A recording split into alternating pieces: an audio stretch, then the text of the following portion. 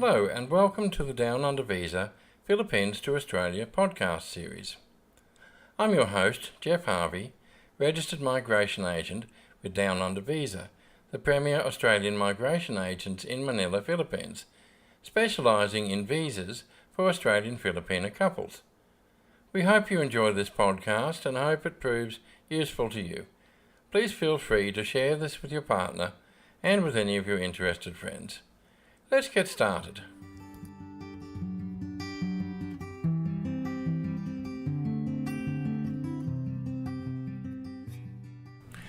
So today's podcast is from the blog article Australian Citizenship for Filipino Permanent Residents.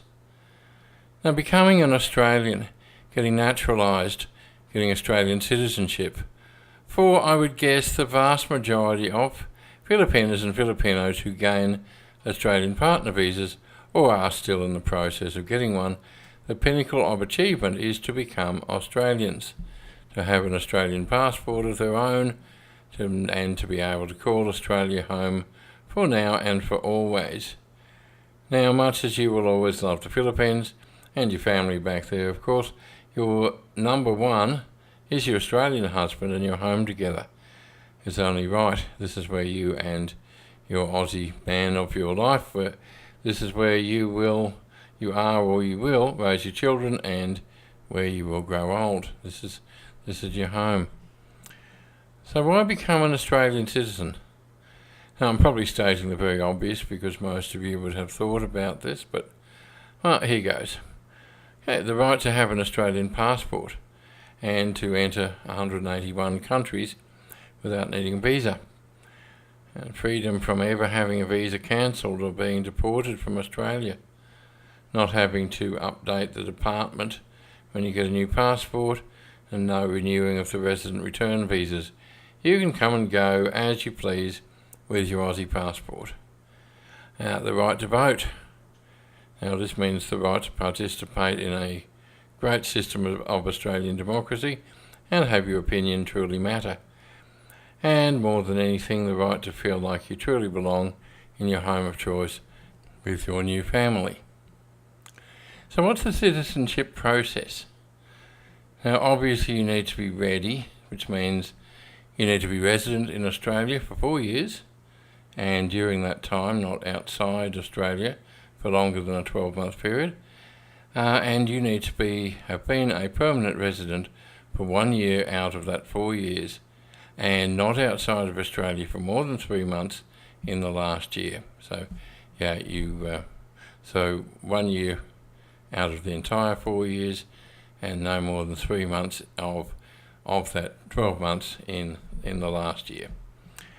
Now, you should also be of good character, in other words, need police checks, and you should be prepared to accept what we proudly call Australian values. These are the values of democracy, fairness and equality that we share with each other. Now, a new Australian needs to understand what this means and be prepared to make those values their own. Now, Australian citizenship application, the practical side. Now, what it means is an application needs to be prepared and lodged, and a citizenship test must be sat and passed. And 3, once this is approved, you need to attend a citizenship ceremony where you will officially become an Australian. I'm sure you've seen those on TV. You would have probably seen them, at some gathering on Australia Day where you live. You will have seen people coming up and gaining their Australian citizenship on that day. Once you get to that point, well, that's your turn, and that will be a proud day for you and for your family. Now, do it yourself or get professional help? Always a question you need to ask. When faced with such dilemmas, I always ask myself a couple of things. First one, how capable am I truly of doing it myself? And 2, how much is the outcome important to me? And I suppose, like all Australians, or at least my generation, I grew up with the do-it-yourself thinking. And that means, fixing your own car, painting your own house, preparing your own tax return, A lot probably came down to financial capability, but my goodness, I look back at some shockers which I've done over the years, and my floor tiling efforts in my first house, and some of my website efforts when I was still doing it myself. Nowadays I tend to consult experts. We have an IT man for managing the website and the migration hub. Now, the reason you got an SMS message when your assessment came through to you, or later on if you a client when you receive important notifications from the migration hub, yes, that's all our IT man's doing. In fact, I didn't even know it was possible.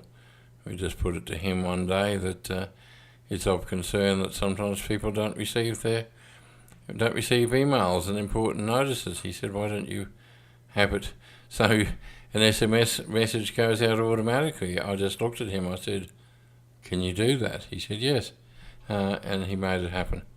So thus my reliance on professionals, we get a better job. So if you're not really much on paperwork or in trying to guess what the government actually means in their requests for information, maybe you are better off with an expert to ensure it won't be full of errors and destined for failure. And how much is the outcome worth to you?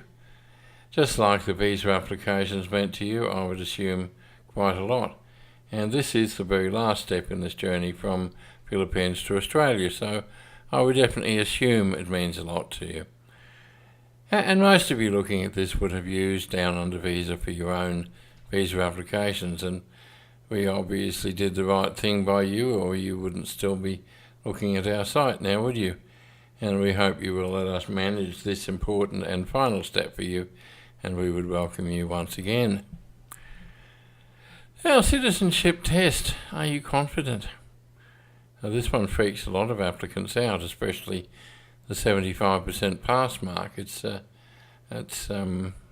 fairly significant. However, with a thorough understanding of the subject, you will have nothing to worry about. Now, areas you need to understand: what the Pledge of Commitment to Australia actually means, how the Australian government works democratically through the 3 tiers of government, which is federal, state and local, just to let you know in short. Responsibilities and privileges of being an Australian citizen. Now, we will provide you with video tutorials explaining the essential knowledge areas in depth, and we will be available for questions while you prepare for the exam. And once again, as most of you already know, one of the real pluses with having your Australian citizenship application managed by Down Under Visa, just as it was with your partner visa application and probably tourist visa applications or possibly child visa applications you had, was that you were never alone. No guesswork and no chance of making mistakes as long as you follow the guidelines that you receive. You remain in safe hands. So if that's you, well, we look forward to helping you with this. Okay, thanks very much.